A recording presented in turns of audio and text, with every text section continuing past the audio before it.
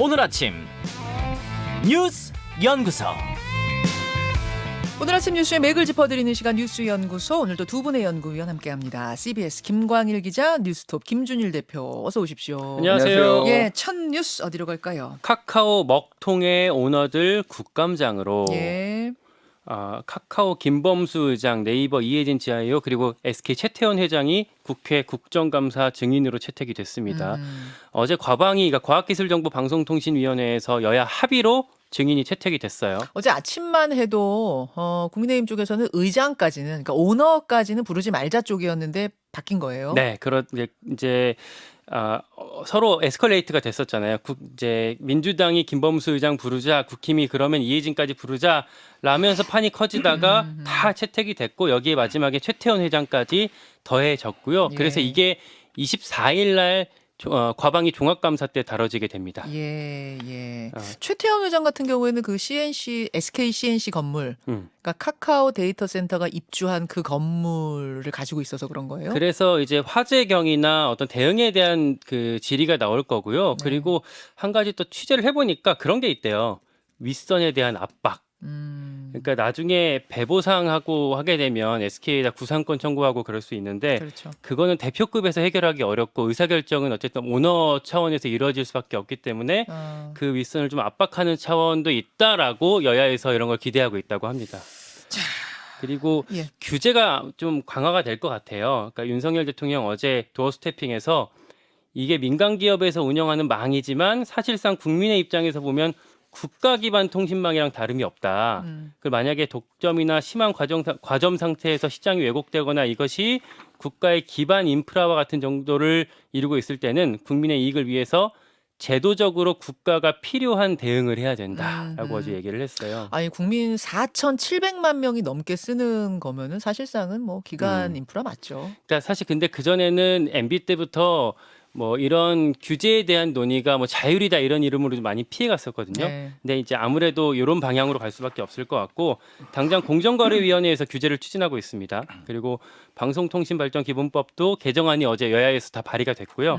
내일 당정협의회가 있어요. 여기서도 이런 규제안들이 다뤄지게 될 것 같습니다. 자, 김준일 대표, 네. 뭔가 좀 빠르게 진행이 되는 것 같아요.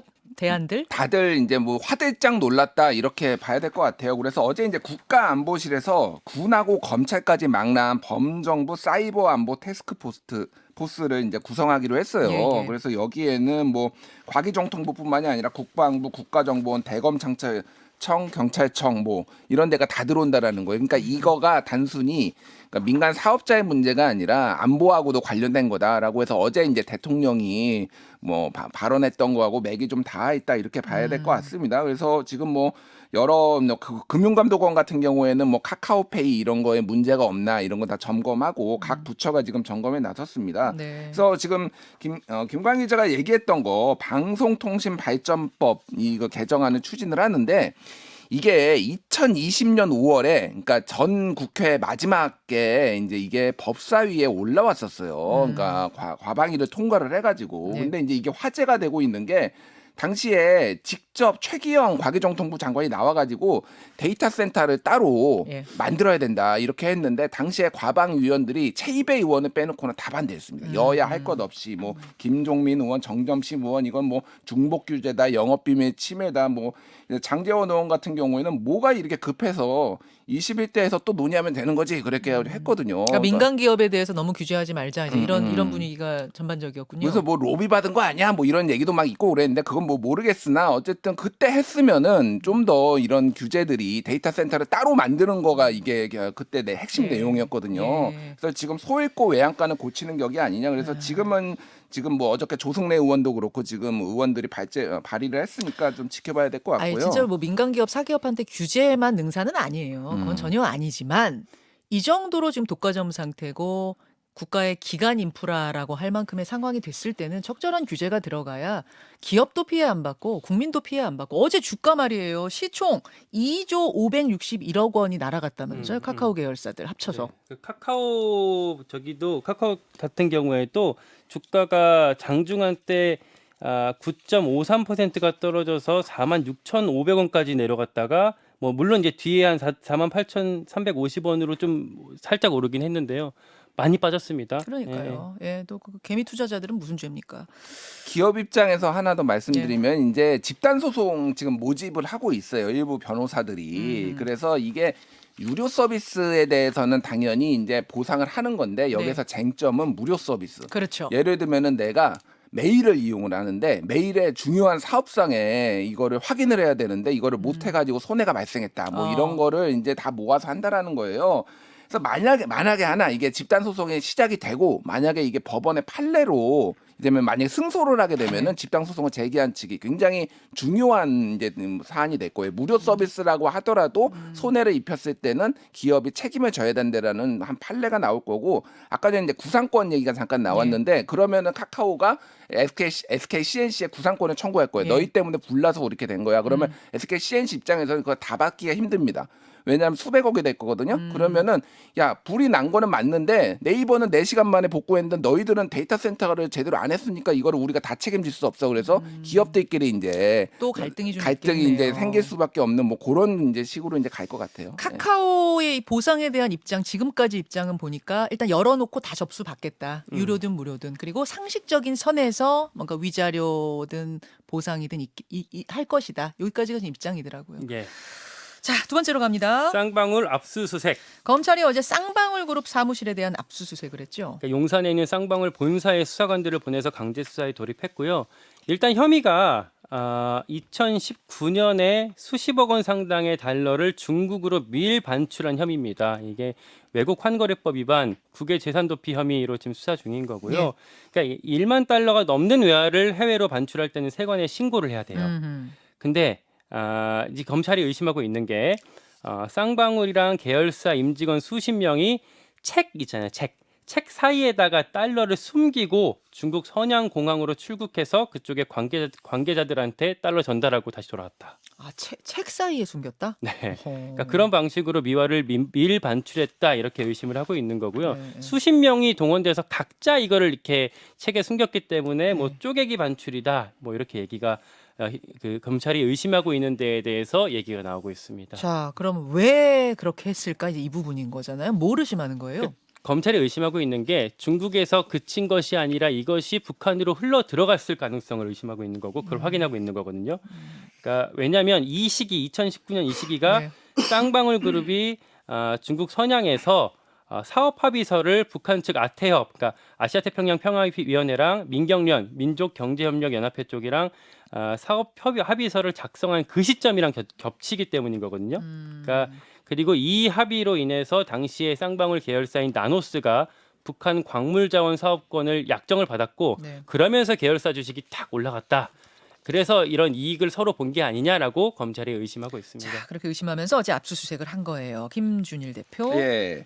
일단 한 60명 정도라고 합니다. 지금 중국으로 가서 당일날 돈 전달하고 네. 귀국한 사람. 그러면은 60여 명의 직원이 아까 말했듯이 책 사이에다 끼워가지고 예. 와. 그러니까 뭐 얼마인지는 영화네요, 모르겠으나 1억씩만 잡으면은 60억이에요. 이게 허허. 적은 돈이 아니다. 그럼 이런 식으로 왜 해야 되느냐? 결국은 이거는 북한에 넘어간 거 아니냐? 북한 측의 사업을 이제 시작하는 대가로 전달한 거 아니냐? 이런 거고 나노스에 대해서 좀만 설명을 드리면은 쌍방울의 계열사고요. 지금은 SBW 생명과학이라고 이름이 바뀌었어요. 네.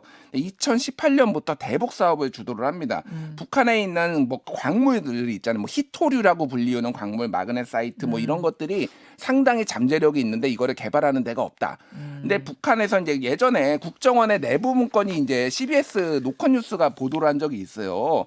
여기에서 이제 그 영화 공작에 보면은 리명훈이라고 이제 황정민 씨가 만나는 그 상대 실제 모델은 리오남이 이 관계자들하고 쌍방 관계자들하고 만나가지고 이 나노스에 단순히 그러니까 돈을 받는 게 아니라 나노스에도 북한이 약간 투자를 해가지고 이익을 공동 배분한다 뭐 이런 거를 논의를 했다라는 게 2018년에 논의를 했다라는 게 국정원 정보예요? 문건에, 정보에 나와요. 뭐 어디까지와 사실인지는 모르겠으나 수집한 정보에. 수집한 정보에 나온다라는 겁니다. 그러니까 이런 식으로 이를테면 사업을 착수하기 위해서 선수금 쪽으로 이런 돈이 필요했던 거 아니냐 이런 정황들이 상당히 이제 나오는 거고 그래서 이제 여기에 물밑 작업을 위해서 소위 말해서 아시아 태평양 평화 교류의 아태협 네. 여기에 이제 이것들을 이제 추진을 하고 교류를 남북 관계에 했었고 여기에 이제 이화영 전 경기도 경제부지사가 관련이 돼 있고 그 이화영 부지사가 이재명 대표의 이제 뭐 경기지사의 당시에 측근이었기 때문에 이런 식으로 이제 연결이 되니까 이재명 당시 지사가 알았던 거 아니냐 뭐 이렇게까지 그렇게까지 이제 연결이 쭉 되는 거군요. 추정이 이제 되는 건데 그거를 이제 수사를 해봐야 되는 거죠. 그러니까. 어제 일단 압수수색까지는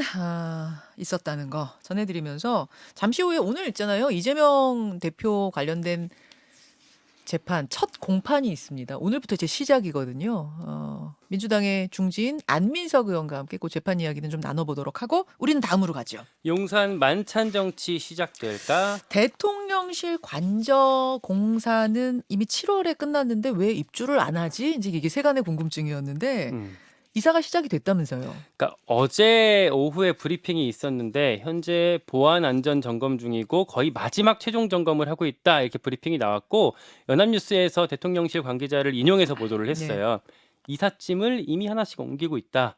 이달 안으로 관저 입주가 완료될 거다라고 하면서 일단은 일단락이 되는 것 같습니다. 이달 안으로 완료. 네. 이사 완료. 그러니까 이게 계속 이제 이루어지지 않으면서 뭐 여러 의혹들이 온라인상에 막 나오고 있었어요. 소문이 무성했어요. 왜 집 다 지어놨는데 안 들어가는 것이냐? 뭐 터널이 뚫렸느니 뭐 별리가 다 있었잖아요. 지하에 무슨 뭐 GTX가 지나는데 그게 뭐 풍수상 뭐 싫어해서 그런 거 아니냐 뭐 이런 뭐 그 어떤 지라시들도 많이 나왔었는데 일단은 어쨌든 일단락이 되는 거고 한남동 관주에 입주하게 되면 출퇴근 시간도 지금은 이제 아크로비스타에서 한 10분 정도가 편도로 10분 정도가 되는데 5분 안쪽으로 좀 줄어들 거라고 전망이 되고 있고요. 예.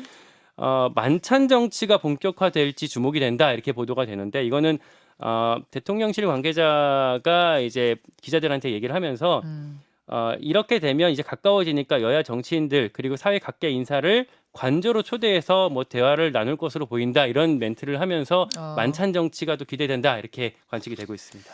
지금 야당 정치인들하고 뭐 만찬이나 뭐 이런 게 없었죠. 사적인 뭐 자리가 지금까지 없었던 걸로. 네, 확인되고 있는 건 전혀 없고 없죠. 이재명 대표랑 그 회동도 지금 이루어지지 않고 있는 상황입니다. 근데 사실은 전직 대통령들 생각해 보면은 저녁을 같이 한다든지 점심 같이 한다든지 뭐 이러면서 거기서 협치가 이루어지고 비공개적으로요. 그런 자리가 많았던 것 같은데. 그러니까요. 그게 이제 여당 의원들은 따로 이를테면 뭐 안가라고 불리우는 경호처가 가지고 있는 집 이런 데서 대통령이 여당 초선 뭐 이렇게 불러가지고 그렇죠. 저녁을 먹은 적은 있다라는 허심탄회한 거는 얘기하고. 예, 뭐 그랬는데 지금 대통령 입장에서는 야당을 설득하지 않으면 국회 다수당이기 때문에 아무것도 안 돼요. 물론이죠. 그러니까 그런 부분들을 야당도 좀 신경 써야 되고.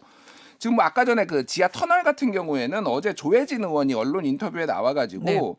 정보위에서 이제 보고를 받았다라는 거예요. 그거 소문이 돌고 관련해서. 있다는 거? 네, 소문이 돌고 이게 왜 늦는 건지. 관저 지하 근데 터널 이제 이야기. 어쨌든 터널이 있으면은 그거에 대해서 안전 점검이 좀 필요한 거지. 근데 터널이 지나가는 건 사실이에요. 예. GTX가 지나가는 건 뭐 사실이에요. 바로 밑은 아니더라도 조금 이제 뭐 있다 관련이 그건 맞아요. 예, 관련이 있다라는 게 근데 풍수나 그런 건 아니고 예, 안전 점검 때문에 하는 거고 조만간 입주할 거다. 그거는 좀 낭설이다. 뭐 이렇게 얘기를 했습니다.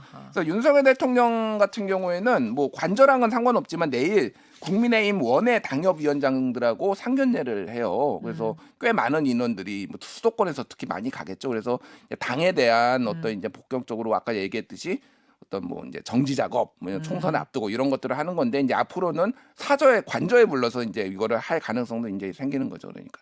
아니 뭐 대화 나누고 이러는 건 좋은데 제가 아까 말씀드렸다시피 두루두루 네. 그러니까 자당만 말고 두루두루 좀 만나서 협치를 이뤄가는 이런 정치가 좀 있었으면 좋겠다. 두 그리고 분? 한 가지 그런 우려들이 많으시더라고요. 이제 지금 이태원로가 워낙에 출근길이 엄청나게 막히는데 한남동 관저로 이사 가게 되면 그 길을 이용하게 되면은 또 그 길이 정체가 엄청 심해지는 거 아니냐. 근데 이 부분은 조금 대통령실에 제가 확인을 해보니까 네. 그 길이 아니라 정확한 길은 제가 뭐 경호 경비 때문에 말씀드릴 수 없겠지만 약간 남쪽으로 이동해서 다시 돌아오는 방식으로 길을 짜고 있다고 하니까요. 출근길에 방해 안 되게? 네, 그러니까 이태원로 이용하시는 분들은 좀 참고하시면 그거 좋겠습니다. 되게 중요한 부분이네요. 예. 수고하셨습니다. 고맙습니다. 김현정의 뉴스쇼는 시청자 여러분의 참여를 기다립니다. 구독과 좋아요, 댓글 잊지 않으셨죠? 알림 설정을 해두시면 평일 아침 7시 20분 실시간 라이브도 참여하실 수 있습니다.